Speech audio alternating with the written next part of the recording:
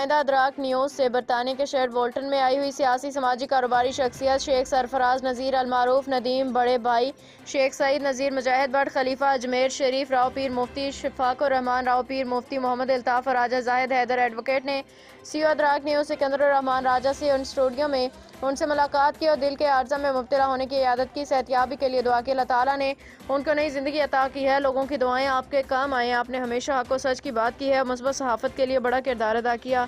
कभी भी ज़्यादती या किसी भी अनाद की बुनियाद पर किसी की पगड़ी उछाली ना है। असूलों पर सौदाबाजी की ना ही जर्द सहाफ़त की उम्मीद के वासक हैं। आइंदा भी आप मुल्क पाकिस्तान आज़ाद कश्मीर तारकीन वतन के बासियों के लिए अपनी सहाफ़ती खिदमत सर अंजाम देते रहेंगे।